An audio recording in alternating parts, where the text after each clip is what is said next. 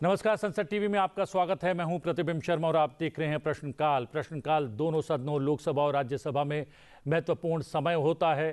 सांसद इस समय अपने संसदीय क्षेत्र और अन्य महत्वपूर्ण प्रश्नों को पूछते हैं और संबंधित मंत्रियों के द्वारा उनके प्रश्नों के उत्तर दिए जाते हैं। तो शुरुआत करते हैं लोकसभा में प्रश्नकाल के दौरान पूछे गए प्रश्नों से।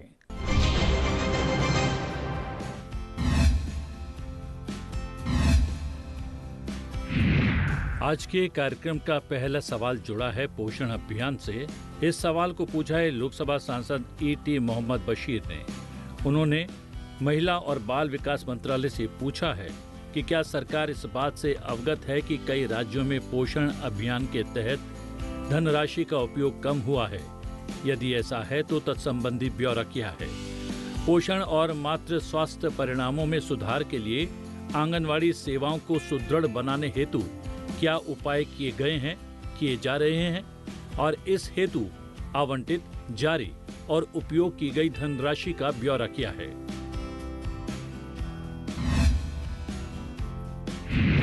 इस सवाल का जवाब दिया महिला एवं बाल विकास मंत्री अन्नपूर्णा देवी ने।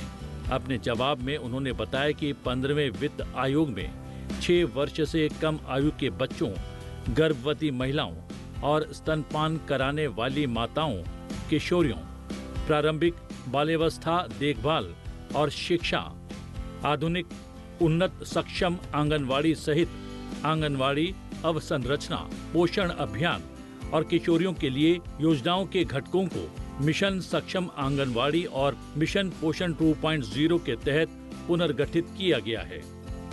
मिशन पोषण 2.0 के तहत 15वें वित्त आयोग की अवधि में सरकारी भवनों में स्थित 2 लाख आंगनवाड़ी केंद्रों को प्रतिवर्ष 40,000 आंगनवाड़ी केंद्रों की दर से सक्षम आंगनवाड़ी केंद्रों के रूप में सुदृढ़ किया जा रहा है, ताकि बेहतर पोषण और प्रारंभिक बाल्यावस्था देखभाल एवं शिक्षा प्रदान की जा सके। सक्षम आंगनवाड़ी केंद्रों को पारंपरिक आंगनवाड़ी केंद्रों की तुलना में बेहतर बुनियादी ढांचा प्रदान किया जाता है, जिसमें LED स्क्रीन, जल शोधन प्रणाली, पोषण वाटिका, प्रारंभिक बाल्यावस्था देखभाल एवं शिक्षा सामग्री और बाला पेंटिंग शामिल हैं। प्रधानमंत्री जनमन योजना के तहत 75 विशेष रूप से संवेदनशील जनजातीय समूहों के लक्षित विकास के लिए देश भर में कुल 2500 आंगनवाड़ी केंद्रों के निर्माण को मंजूरी दी गई है। धरती आबा जनजाति ग्राम उन्नति अभियान के तहत जनजातीय समुदायों की सामाजिक आर्थिक स्थितियों में सुधार लाने के लिए देश भर में 875 आवासीय भवनों के निर्माण को मंजूरी दी गई है। वाइब्रेंट विलेज प्रोग्राम के पहले चरण के तहत उत्तरी सीमावर्ती क्षेत्रों पर ध्यान केंद्रित करते हुए संबंधित राज्यों और संघ राज्य क्षेत्रों में 101 आवासीय भवनों के निर्माण को मंजूरी दी गई है। शिक्षा मंत्रालय के स्कूली शिक्षा और साक्षरता विभाग के समन्वय से सरकारी प्राथमिक विद्यालयों में आंगनवाड़ी केंद्रों की सह स्थापना हेतु 3 सितंबर 2025 को संयुक्त रूप से दिशा निर्देश जारी किए गए हैं। इनका उद्देश्य प्रारंभिक बाल्यावस्था देखभाल और शिक्षा और मूलभूत साक्षरता एवं संख्या ज्ञान सेवाओं को सुदृढ़ करना है। जिन स्थानों पर आंगनवाड़ी केंद्रों की सह स्थापना संभव नहीं है, वहां उन्हें निकटतम प्राथमिक विद्यालयों से जोड़ा जाएगा। सक्षम आंगनवाड़ी और मिशन पोषण 2.0 के तहत आंगनवाड़ी केंद्रों में पोषण प्रदायगी सहायता प्रणालियों को मजबूत करने और उनमें पारदर्शिता लाने के लिए सूचना प्रौद्योगिकी प्रणालियों का उपयोग किया गया है। मिशन के अंतर्गत एक महत्वपूर्ण संचालन उपकरण के रूप में पोषण ट्रैकर एप्लीकेशन शुरू किया गया है। ये निर्धारित संकेतकों के आधार पर सभी आंगनवाड़ी केंद्रों, आंगनवाड़ी कार्यकर्तियों और लाभार्थियों की निगरानी और ट्रैकिंग की सुविधा प्रदान करता है। आंगनवाड़ी केंद्र में उपलब्ध बुनियादी ढांचे और अन्य सुविधाओं का राज्य और संघ राज्य क्षेत्रवार ब्यौरा इस लिंक पर उपलब्ध है। पोषण ट्रैकर के अंतर्गत प्रौद्योगिकी का उपयोग बच्चों में ठिगनापन, दुबलापन और अल्प वजन की व्याप्तता का पता लगाने के लिए किया जा रहा है। इसने आंगनवाड़ी सेवाओं जैसे कि आंगनवाड़ी केंद्रों के खुलने, और बंद होने का समय, बच्चों की दैनिक उपस्थिति, बच्चों के विकास की निगरानी, प्रारंभिक बाल्यावस्था देखभाल और शिक्षा गतिविधियां, पका हुआ गर्म भोजन, घर ले जाने वाले राशन की प्रदायगी, विकास मापन आदि के लिए लगभग तत्समय यानी रियल टाइम आंकड़ों के संग्रह को सुगम बनाया है। ऐप प्रमुख व्यवहारों और सेवाओं पर परामर्श वीडियो भी प्रदान करता है, जो जन्म की तैयारी, प्रसव, प्रसवोत्तर देखभाल, स्तनपान और पूरक आहार पर संदेशों के प्रसार में सहायक होते हैं। पोषण ट्रैकर एप्लीकेशन के उपयोग के संबंध में आंगनवाड़ी कार्यकर्तियों के लिए नियमित रूप से क्षेत्र स्तरीय प्रशिक्षण कार्यशालाएं आयोजित की जाती हैं। पोषण आंगनवाड़ी कार्यकर्तियों के लिए स्व अध्ययन वीडियो भी उपलब्ध है, जो डिजिटल मॉड्यूल के माध्यम से निरंतर क्षमता निर्माण और कार्य आधारित शिक्षा को संभव बनाते हैं। इसके अलावा अंतिम लाभार्थी तक सेवा प्रदायगी की ट्रैकिंग के लिए पोषण ट्रैकर एप्लीकेशन में घर ले जाने वाले राशन के वितरण हेतु चेहरों की पहचान प्रणाली तैयार की गई है, ताकि ये सुनिश्चित किया जा सके कि लाभ केवल पोषण ट्रैकर में पंजीकृत अपेक्षित लाभार्थियों को ही मिले। मिशन पोषण 2.0 के तहत योजना के प्रभावी कार्यान्वयन और उसकी निगरानी के लिए एक सुव्यवस्थित तंत्र मौजूद है, जिसमें निधियों का उपयोग भी शामिल है। इसके अतिरिक्त मंत्रालय ने उपयोग प्रमाण पत्र और व्यय विवरण प्रस्तुत करने के लिए एक विशिष्ट पोर्टल भी बनाया है, ताकि ये सुनिश्चित किया जा सके कि निधियों के उपयोग की प्रभावी निगरानी के लिए सभी यूसी और एसओई एक ही स्थान पर उपलब्ध हों। मिशन सक्षम आंगनवाड़ी एवं पोषण 2.0 केंद्र सरकार द्वारा प्रायोजित एक योजना है। इस योजना के अंतर्गत समग्र योजना और नीति निर्माण की जिम्मेदारी केंद्र सरकार की है, जबकि इसका दैनिक कार्यान्वयन राज्य सरकार या संघ राज्य क्षेत्र प्रशासन के अंतर्गत आता है। इसके अतिरिक्त मंत्रालयों, राज्यों, संघ राज्य क्षेत्रों के 7 विभिन्न स्तरों पर बैठकों और वीडियो कॉन्फ्रेंसिंग के माध्यम से निधियों के उपयोग सहित योजनाओं के कार्यान्वयन की निगरानी भी करता है।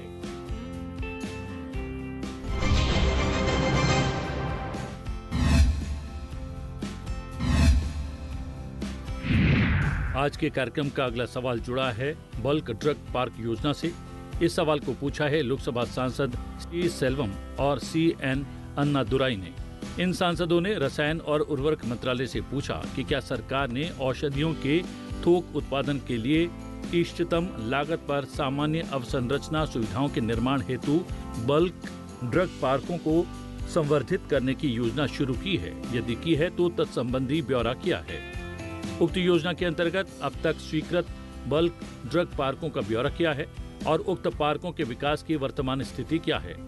क्या सरकार का तमिलनाडु राज्य की बढ़ती दवा एवं रासायनिक विनिर्माण क्षमता को पूरा करने के लिए राज्य में कोई बल्क ड्रग पार्क स्थापित करने का प्रस्ताव है और सरकार द्वारा उक्त योजना या किसी अन्य संबंधित योजनाओं के अंतर्गत तमिलनाडु में अवसंरचना और निवेश को बढ़ावा देने के लिए क्या कदम उठाए गए हैं।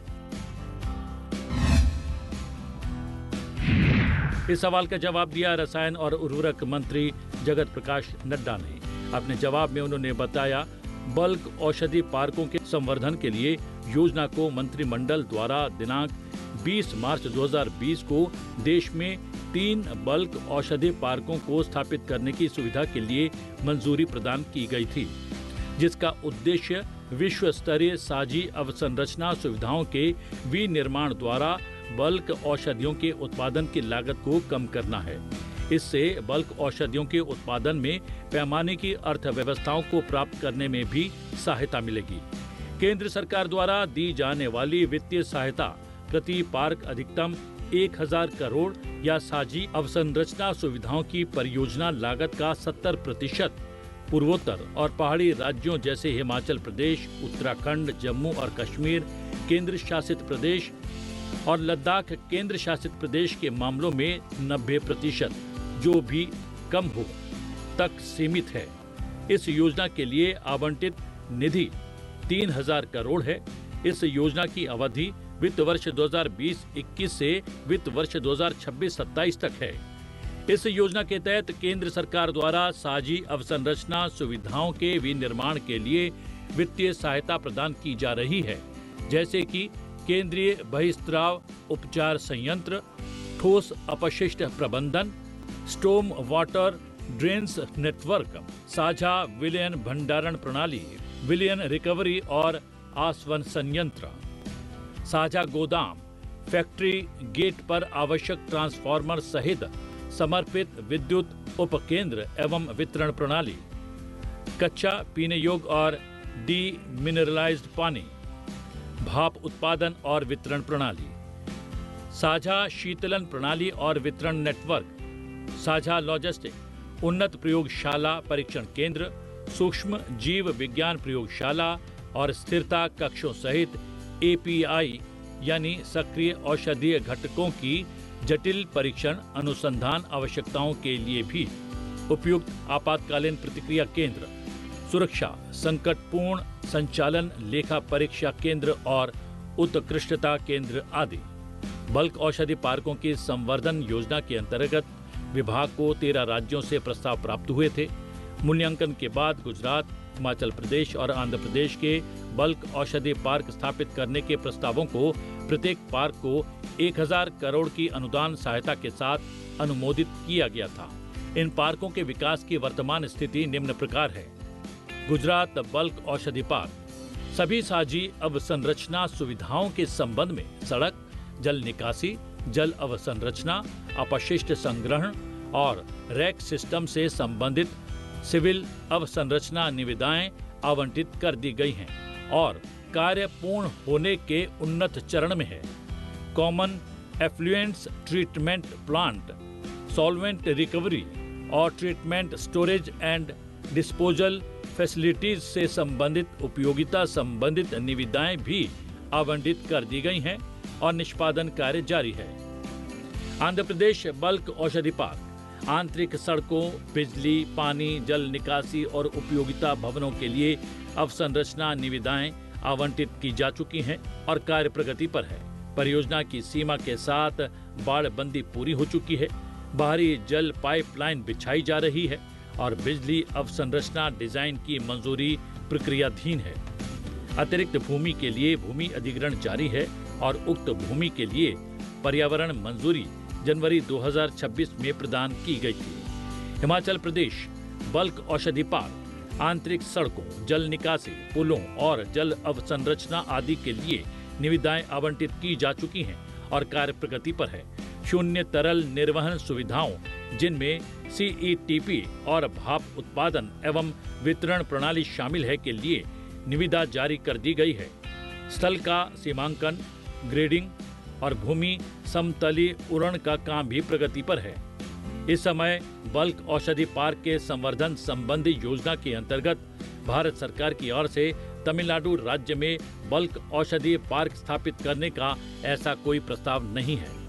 हालांकि उक्त योजना के तहत तमिलनाडु के लिए किसी भी बल्क औषधि पार्क को मंजूरी नहीं दी गई है। सरकार चिकित्सा उपकरण पार्क संवर्धन योजना और उत्पादन लिंक्ड प्रोत्साहन योजना जैसी अन्य पहल के माध्यम से तमिलनाडु सहित पूरे देश में औषधीय क्षेत्र में अवसंरचना के विकास और निवेश को संवर्धन प्रदान कर रही है। इन योजनाओं का विवरण इस प्रकार है। चिकित्सा उपकरण पार्क प्रोत्साहन योजना। चिकित्सा उपकरण पार्क प्रोत्साहन योजना का उद्देश्य चिकित्सा उपकरण पार्कों में स्थापित चिकित्सा उपकरण इकाइयों को विश्व स्तरीय साझी अवसंरचना सुविधाओं तक सुगम पहुंच प्रदान करना है। इस योजना के तहत 3 पार्क स्थापित किए जा रहे हैं जो ग्रेटर नोएडा उत्तर प्रदेश, उज्जैन मध्य प्रदेश और कांचीपुरम तमिलनाडु में विकास के उन्नत चरणों में है।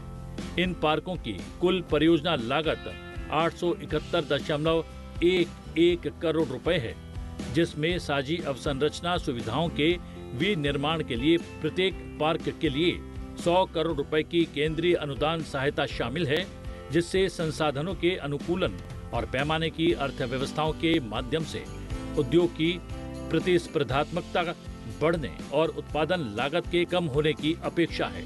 तीनों पार्कों के लिए सिविल विनिर्माण कार्य अंतिम चरण में है।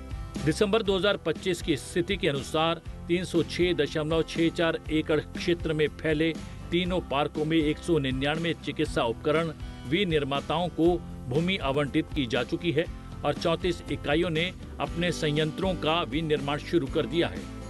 उत्पादन से जुड़ी प्रोत्साहन योजना भारत में महत्वपूर्ण KSM-DI API के घरेलू विनिर्माण के संवर्धन के लिए PLI योजना, आमतौर पर बल्क औषधियों के लिए PLI योजना के रूप में जानी जाती है। इस योजना का कुल बजट परिव्यय 6,940 करोड़ रुपए है, जिसका उद्देश्य उन महत्वपूर्ण औषधियों जिनके लिए कोई विकल्प मौजूद नहीं है के विनिर्माण के उपयोग में होने वाले सक्रिय औषधीय घटकों के लिए एकल स्रोत पर अत्यधिक निर्भरता के कारण होने वाले आपूर्ति व्यवधान के जोखिम को कम करके उनकी आपूर्ति की बाधा को दूर करना है। इस योजना में योजना के तहत स्थापित ग्रीन फील्ड परियोजनाओं के माध्यम से विनिर्मित 41 चिन्हित KSM-DI API उत्पादों की बिक्री पर वित्तीय प्रोत्साहन प्रदान किया जाता है। इस योजना के तहत 33 बल्क औषधियों के विनिर्माण के लिए 48 परियोजनाओं को मंजूरी प्रदान की गई है, जिनमें से तमिलनाडु राज्य की 2 परियोजनाओं को मंजूरी प्रदान की गई है।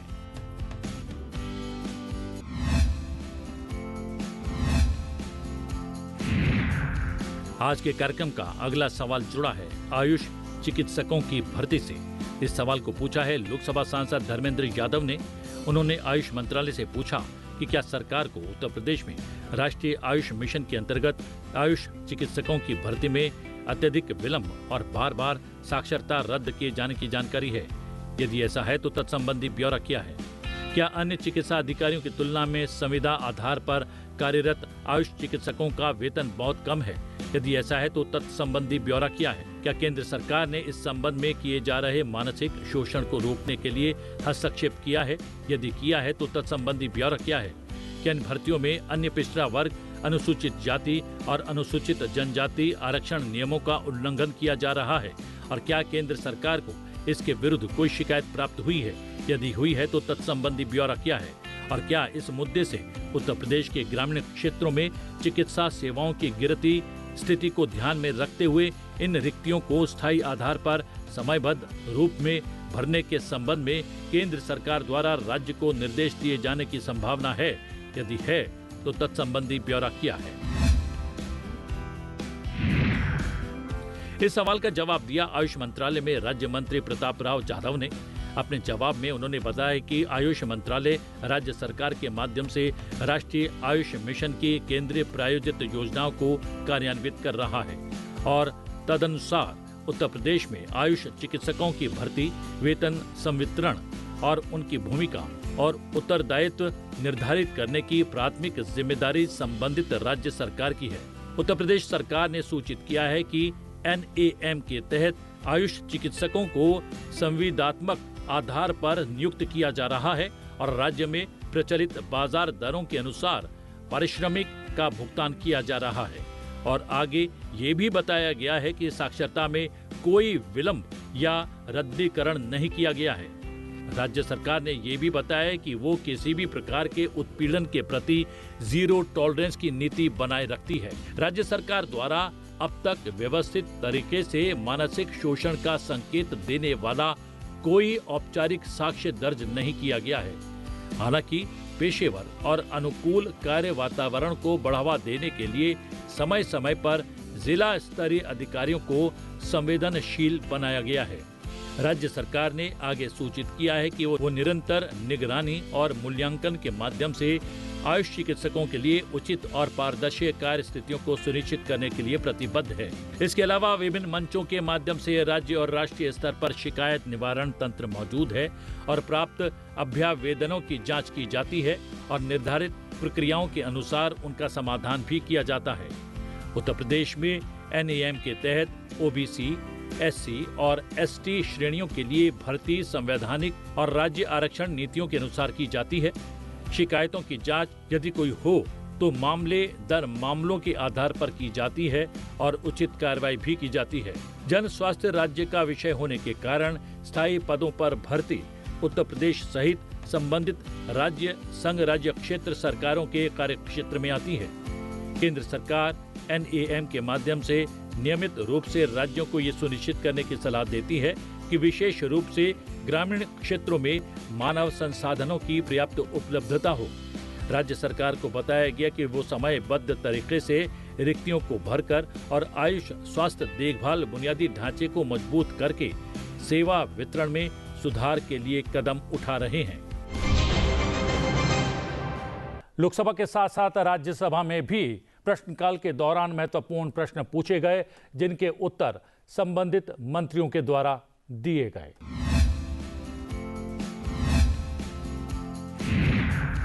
आज के कार्यक्रम का अगला सवाल जुड़ा है विद्युत करघा उद्योग के आधुनिकीकरण हेतु योजनाओं से।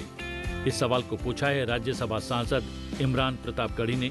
उन्होंने वस्त्र मंत्रालय से पूछा कि क्या सरकार भिवंडी, इचलकरंजी और मालेगांव जैसे क्लस्टरों, जो मुख्य रूप से असंगठित क्षेत्र के लाखों श्रमिकों को आजीविका प्रदान करते हैं, क्या सरकार ने इन केंद्रों में आधुनिकीकरण, प्रौद्योगिकी उन्नयन, किफायती विद्युत आपूर्ति, ऋण उपलब्धता और विद्युत करघा श्रमिकों की मजदूरी की सुरक्षा के लिए कोई विशिष्ट समयबद्ध योजना तैयार की है?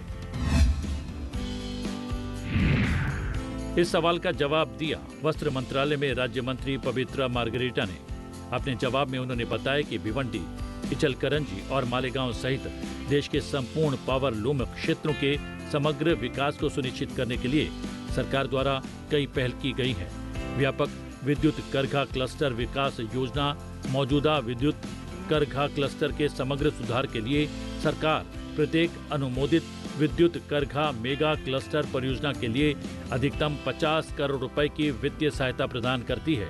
इस योजना को अब वस्त्र क्लस्टर विकास योजना में शामिल कर लिया गया है और केवल प्रतिबद्ध देयताओं को पूरा करने के लिए जारी परियोजनाओं को पूरा करने हेतु सहायता प्रदान की जाती है। CPCDS के तहत इचलकरंजी पावरलूम मेगा क्लस्टर को 2012 में मंजूरी दी गई थी। भारत सरकार ने इचलकरंजी पावरलूम मेगा क्लस्टर को वित्तीय सहायता के रूप में 44.85 करोड़ रुपए जारी किए। पावर टेक्स इंडिया योजना विकेंद्रीकृत पावरलूम क्षेत्र की क्षमताओं और प्रतिस्पर्धात्मकता को बढ़ावा देने के लिए पावर टेक्स इंडिया योजना को अखिल भारतीय आधार पर वर्ष 2017-20 की अवधि के लिए 487 करोड़ रुपए के परिव्यय से शुरू किया गया था, जिसे वर्ष 2021 तक बढ़ा दिया गया था। इस योजना को अब वस्त्र क्लस्टर विकास योजना के तहत शामिल कर लिया गया है और केवल प्रतिबद्ध देनदारियों को पूरा करने के लिए जारी परियोजनाओं को पूरा करने के लिए सहायता दी जाती है। योजना के तहत Ichalkaranji cluster, Bhiwandi cluster, Malegaon cluster और पावरलूम इकाइयों को क्रमशः 11.58 करोड़ रुपए, 58.08 करोड़ और 12.28 करोड़ रुपए जारी किए गए हैं। संशोधित प्रौद्योगिकी उन्नयन निधि योजना, इस योजना के तहत सूक्ष्म लघु और मध्यम उद्यमों और लघु वस्त्र विनिर्माण इकाइयों सहित मूल्य श्रृंखला और फाइबर में वस्त्र क्षेत्रों के विभिन्न खंडों में बेंचमार्क मशीनरी की खरीद के लिए देश भर में स्थित इकाइयों को क्रेडिट लिंक्ड पूंजीगत निवेश सब्सिडी प्रदान की जाती है। इस योजना की वैधता 31 मार्च 2022 तक थी। वर्तमान में इस योजना के तहत केवल प्रतिबद्ध देनदारियां प्रदान की जाती हैं। इस योजना के अंतर्गत इचलकरंजी, भिवंडी और मालेगांव में 1234 इकाइयों के लिए 262.04 करोड़ रुपए की वित्तीय सहायता प्रदान की गई है। वस्त्र क्लस्टर विकास योजना, इस योजना के तहत वस्त्र अनुसंधान संघों और राज्य सरकार के एकीकृत वस्त्र और अपैरल विकास केंद्र को अनुदान सहायता प्रदान की जाती है। भिवंडी क्लस्टर में 2 और इचलकरंजी और मालेगांव क्लस्टर में एक ITADC है। ये ITADC इन समूहों में पावरलूम उद्योग को परीक्षण, प्रशिक्षण, तकनीकी परामर्श और समस्या निवारण सेवाएं प्रदान करते हैं। पिछले 3 वर्षों में इन समूहों में 1433 बुनकरों को प्रशिक्षण दिया गया है। इसके अलावा महाराष्ट्र सरकार महाराष्ट्र प्रौद्योगिकी उन्नयन निधि योजना का क्रियान्वयन कर रही है, जो निर्दिष्ट दिशा निर्देशों के अनुसार प्रौद्योगिकी उन्नयन के लिए पात्र इकाइयों को विभिन्न प्रोत्साहनों के माध्यम से निवेश, उत्पादकता, गुणवत्ता, रोजगार और निर्यात को बढ़ाने में भिवंडी, इचलकरंजी और मालेगांव सहित महाराष्ट्र में पावरलूम को सुविधाजनक बनाना चाहती है। प्रश्नकाल में आज के लिए इतना ही। प्रश्नकाल में आपसे फिर भेंट होगी। फिलहाल मुझे आज्ञा दीजिए, लेकिन देखते रहिए संसद टीवी। नमस्कार।